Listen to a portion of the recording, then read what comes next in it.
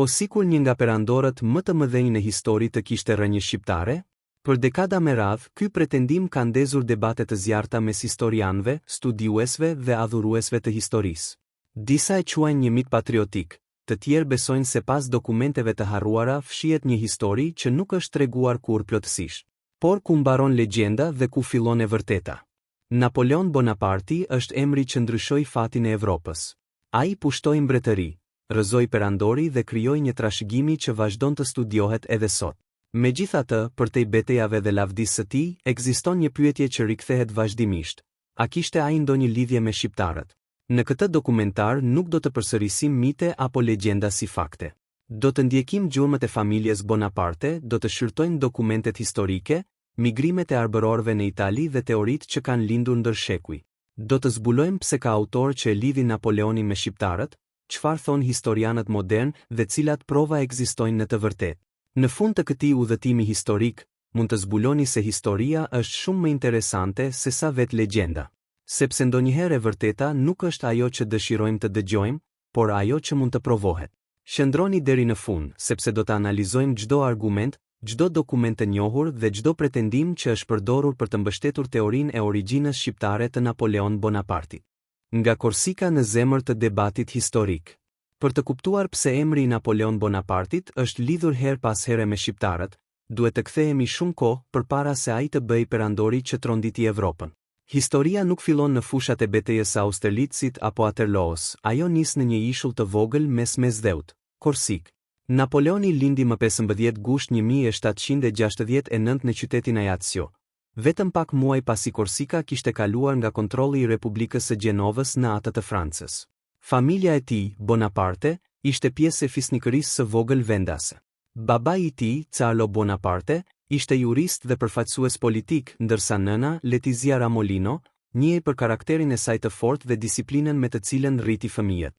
Por pikërisht mbiemri Bonaparte ka qenë pika nga ku kanë nisur shumë spekulime. Disa autor kanë pretenduar se familja mund të kishte rënjë arbërore, duke u mbështetur në faktin se gjatë shekujve dhe vëmira shqiptar u larguan drejt Italisë pas pushtimeve osmane. Ata krijuan komunitetet arbëreshe që edhe sot ruajnë gjuhën, zakonet dhe traditat shqiptare.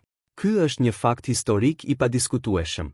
Arbëreshët u vendosën në Kalabri, Sicili, Puglia, Molise dhe rajone të tjera italiane. Ata ndërtuan fshatra të tëra dhe për shekuj ruajtën identitetin e tyre. Pikërisht ekzistenca e këtyre komuniteteve ka bërë që shumë studiues amator të shtrojnë pyetjen: a mund të ketë kaluar edhe familja Bonaparte në për të njëjtën rrugë migrimi? Në pamje të parë, pyetja duket intriguese. Italia asaj kohe ishte një mozaik principatash, republikash dhe mbretërish, ku popullsit lëviznin vazhdimisht për shkak të luftërave, tregtisë dhe ndryshimeve politike. Nuk ishte e pazakontë që familje të ndryshme të ndryshonin vendbanimin disa herë brenda një ose dy brezash. Megjithatë, kur historianët filluan të kërkonin prova konkrete, ata u përballën me një tablo më të qartë. Dokumentet gjenealogjike tregojnë se familja Bonaparte është e dokumentuar në Toskanë që në mesjet, shumë kohë përpara emigrimeve masive të arbërorëve drejt Italisë. Më pas, një degë e familjes u vendos në Korsik, ku vazhdoi të jetonte për disa breza. Kjo nuk do të thotë se debati mbaron këtu. Përkundrazi, pikërisht mungesa e dokumenteve të plota për periudhat më të hershme ka krijuar hapësirë për teori të ndryshme. Disa autor kanë interpretuar boshllëqet në arkiva si prova se historia e familjes nuk është zbuluar plotësisht. Historianët profesionist, nga ana tjetër, argumentojnë se mungesa e provave nuk mund të përdoret si provë për një pretendim. Ky është një nga parimet më të rëndësishme të kërkimit historik.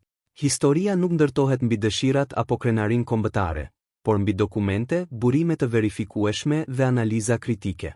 Një hipotezë mund të jetë interesante, por pa prova mbetet vetëm hipotezë. Megjithatë, është e rëndësishme të kuptojmë pse teoria e origjinës shqiptare të Napoleonit vazhdon të zgjojë interes. Shqiptarët kanë pasur një histori të gjatë emigrimit në Itali. Komunitetet arbëreshe kanë dhënë figura të njohura në kulturë, fe, politikë dhe ushtri. Prandaj, ideja se një personalitet me përmasa botërore mund të kishte lidhje me këtë trashëgimi duket tërheqëse për shumë njerëz. Por tërheqja emocionale nuk është gjithmonë sinonim i së vërtetës historike. Në fakt, edhe vetë Napoleoni e konsideronte veten me prejardhje italiane nga ana familjare dhe francez nga identiteti politik. Në letrat dhe dokumentet e tij, nuk gjendet asnjë deklarat ku ai të përmend një origjinë shqiptare apo lidhje me komunitetet arbëreshe. Edhe familjarët e tij nuk kanë lënë dëshmi të tilla. Megjithatë, kjo nuk do të thotë se shqiptarët nuk kanë pasur asnjë rol në historinë e Napoleonit. Përkundrazi, gjatë ngritjes së tij në pushtet, Ballkani u shndërrua në një rajon me rëndësi të madhe strategjike për Francën. Pikërisht aty do të shfaqej një nga figurat më të fuqishme shqiptare të kohës, Ali Pashë Tepelena. Marrëdhënia mes këtyre dy personaliteteve do të krijonte një kapitull të veçantë në historinë e Evropës dhe do të ushqente edhe më shumë legjendat që lidhin Napoleonin me shqiptarët. Por au takuan ndonjëherë? A bashkëpunuan? Apo ishin vetëm rival në lojën e madhe politike të mesdheut? Pikërisht këtu fillon një histori edhe më interesante. Ali Pashë Tepelena dhe Napoleoni, aleat të mundshëm apo kundërshtar strategjik? Në fillim të shekullit dhe Evropa ishte në flak. Ushtrit franceze marshonin nga njëri kufi në tjetrin, ndërsa Napoleon Bonaparte po ndërtonte një perandori që dukej e pandalshme. Por ndërsa ai shtrinte ndikimin në Evropën perëndimore, në Ballkan po ngrihej një tjetër figurë që kishte fituar famë për zgjuarsinë, ambicien dhe aftësinë për të luajtur me fuqitë e mëdha. Ai ishte Ali Pashë Tepelena, sundimtari i Janinës. Edhe pse formalisht ishte pjesë e perandorisë osmane, Ali Pasha kishte ndërtuar një pushtet pothuajse të pavarur. Ai kontrollonte një territor të gjerë që përfshinte Epirin, Shqipërinë e Jugut dhe zona të Greqisë së sotme. Me ushtrinë e tij, pasurinë e madhe dhe diplomacinë e kujdesshme, ai ishte bërë një nga njerëzit më të fuqishëm të Ballkanit. Në atë kohë, Napoleoni e kuptonte se mesdheu ishte çelësi për zgjerimin e ndikimit francez. Pas fushatës së Egjiptit, ai kërkonte mënyra për të dobësuar perandorinë osmane, por edhe për të kufizuar ndikimin britanik në rajon. Kështu, vëmendja e Francës u drejtua edhe nga Ali Pasha. Diplomat francez vizituan oborin e Janinës. Ata vlerësonin aftësinë e Ali Pashës për të mbajtur nën kontroll rajonin dhe e shihnin si një figurë që mund të shërbente si partner strategjik. Nga ana tjetër, edhe Ali Pasha ishte mjeshtër i diplomacisë. Ai nuk lidhej verbërisht me asnjë fuqi. Herë afrohej me Francën, herë me Britaninë, duke zgjedhur gjithmonë atë që i sillte më shumë përfitime. Pikërisht kjo aftësi për të luajtur në disa fronte e bëri atë një nga politikanët më të zgjuar të kohës. Shpesh në internet qarkullojnë pretendime se Napoleoni dhe Ali Pasha ishin aleat të ngushtë ose se kishin nënshkruar marrëveshje sekrete që do të ndryshonin hartën e Ballkanit. Megjithatë, dokumentet historike tregojnë një realitet më kompleks. Ata kishin kontakte diplomatike dhe interesa të përbashkëta në periudha të caktuara, por marrëdhënia e tyre ndryshonte sipas zhvillimeve politike. Aleancat e kohës nuk bazoheshin te miqësia personale, por te interesi. Sot mund të ishe partner, nesër kundërshtar. Një nga momentet më të rëndësishme ishte pushtimi francez i ishujve jonian në fund të shekullit XV. Këta ishuj ndodheshin shumë pranë brigjeve shqiptare dhe kishin rëndësi të madhe ushtarake e tregtare. Prania franceze i afroi edhe më shumë diplomatët e Napoleonit me oborin e Janinës. Ali Pasha e kuptonte se kush kontrollonte ishujt jonian kishte një avantazh të madh në mesdhe. Për këtë arsye ai përpiqej të ruante marrëdhënie me francezët, pa prishur plotësisht lidhjet me osmanët apo britanikët. Ndërkohë, Napoleoni ishte i vetëdijshëm se një sundimtar lokal me ndikim si Ali Pasha mund të luante rol kyç në planet e tij për lindjen. Megjithatë, nuk ekziston asnjë dokument që të tregojë se këto marrëdhënie kishin lidhje me ndonjë origjinë shqiptare të Napoleonit. Ky është një dallim shumë i rëndësishëm. Fakti që dy figura historike kanë bashkëpunuar ose kanë komunikuar nuk provon ndonjë lidhje familjare apo etnike mes tyre. Por pse atëherë shumë njerëz i ngatërojnë këto dy çështje? Përgjigjja lidhet me mënyrën se si lindin legjendat historike. Kur një figurë e madhe botërore bashkëvepron me një personalitet shqiptar të njohur, me kalimin e kohës krijohen rrëfime që shpesh zmadhohen. Një takim diplomatik shndërrohet në aleancë të fshehtë. Një bashkëpunim i përkohshëm bëhet miqësi e përjetshme. Më pas lind pyetja, po sikur të kishin edhe të njëjtën origjinë. Kështu, faktet historike dhe imagjinata popullore fillojnë të ndërthuren. Megjithatë, ndikimi i shqiptarëve në epokën napoleonike ishte real. Shqiptarët shërbyen në formacione të ndryshme ushtarake, morën pjesë në konfliktet e mesdheut dhe u bën pjesë e zhvillimeve politike të kohës. Prania e tyre ishte shumë më e madhe se sa mendohet zakonisht. Në pjesën tjetër do të ndjekim gjurmët e familjes Bonaparte në Itali. Do të analizojmë dokumentet genealogjike dhe do të shohim nëse ekziston ndonjë provë konkrete që e lidh këtë familje me arbëreshët apo me emigrimet shqiptare të shekullit EV. Pikërisht aty fillon testi më i rëndësishëm mes legjendës dhe historisë. Gjurmët e familjes Bonaparte, çfarë tregojnë dokumentet? Nëse duam t'i japim përgjigje pyetjes nëse Napoleon Bonaparte kishte apo jo origjinë shqiptare, duhet të lëmë mënjan legjendat dhe të ndjekim vetëm atë që mund të provohet. Dhe vendi i parë ku historianët drejtohen është gjenealogjia, shkenca që studion prejardhjen e familjeve. Emri Bonaparte, i cili më vonë u bë Bonaparte në frëngjisht, nuk u shfaq për herë të parë në Korsik. Dokumentet më të hershme e vendosin këtë familje në rajonin e Toskanës, në Italinë qendrore, disa shekuj para lindjes së Napoleonit. Arkivat mesjetare përmendin antar të familjes Bonaparte në qytete si Sarzana dhe më vonë në zona të tjera të Italisë veriore. Historianët kanë gjetur kontrata, dokumente pronësie, regjistra kishtar dhe akte notariale që tregojnë vazhdimësinë e kësaj familjeje shumë përpara valëve të mëdha të emigrimit arbëror pas vdekjes së Gjergji Kastriotit Skënderbeut. Ky është një element kyç në debat.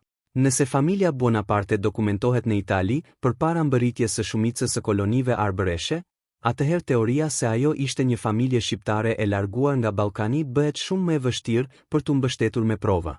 Por debati nuk përfundon këtu. Disa autorë që mbështesin teorinë e origjinës shqiptare argumentojnë se dokumentet mesjetare nuk janë gjithmonë të plota. Ata thonë se shumë arkiva janë shkatëruar nga luftërat, zjarret ose fatkeqësitë natyrore dhe se mungesa e dokumenteve nuk përjashton mundësinë që një degë e hershme e familjes të ketë pasur lidhje me arbërorët.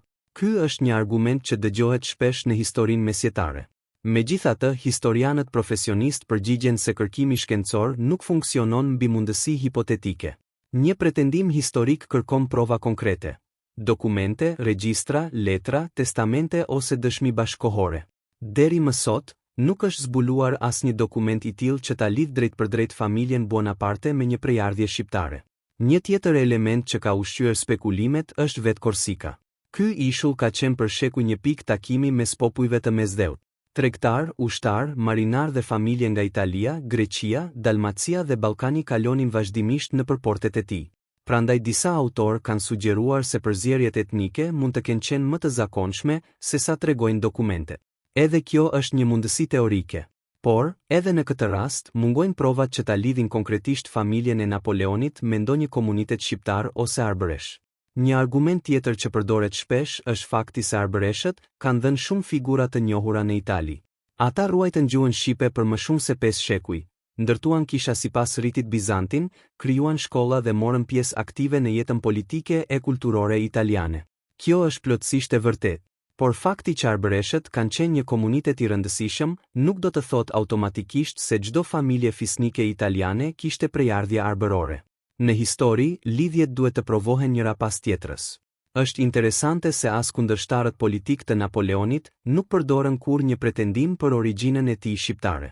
Në një epokë ku propaganda ishte armë e fuqishme, çdo element i pazakontë i biografisë së tij do të ishte shfrytëzuar menjëherë. Megjithatë, dokumentet e kohës e përshkruajnë Napoleonin si një korsikan me rrënje familjare italiane. Kjo nuk e bën historinë më pak interesante. Përkundrazi, tregon se ndonjëherë legjendat lindin pikërisht sepse njerëzit kërkojnë të gjejnë lidhje të reja me figurat më të mëdha të historisë. Por ekziston edhe një tjetër mister që rrallë diskutohet. Pse disa autorë të shekullit e filluan ta përmendnin gjithnjë më shpesh teorinë e origjinës shqiptare të Napoleonit? Kush e hodhi për herë të parë këtë ide dhe mbi çfarë argumente shumë mbështet? Midis krenarisë dhe së vërtetës historike. Pas shqyrtimit të dokumenteve, teorive dhe ngjarjeve historike, mbërim të pyetja që ka ndezur debat për dekada. A ishte Napoleon Bonaparte me origjinë shqiptare? Përgjigja më e ndershme është kjo. Deri më sot, nuk ekzistojnë prova historike të mjaftueshme që ta vërtetojnë këtë pretendim.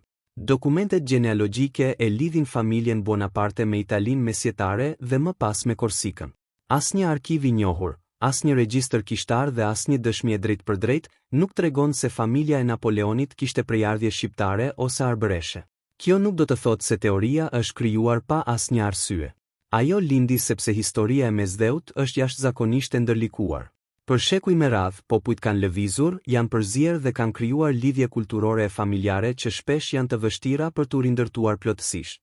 Shqiptarët, veçanërisht arbëreshët, lanë një gjurmë të thellë në historinë e Italisë. Ata ruajtën gjuhën, traditat dhe identitetin e tyre për më shumë se 5 shekuj. Prandaj nuk është çudi që shumë studiues dhe autor kanë kërkuar të zbulojnë nëse figura të mëdha evropiane mund të kenë pasur lidhje me këtë komunitet. Por historia nuk shkruhet mbi dëshira apo krenari kombëtare. Ajo shkruhet mbi prova.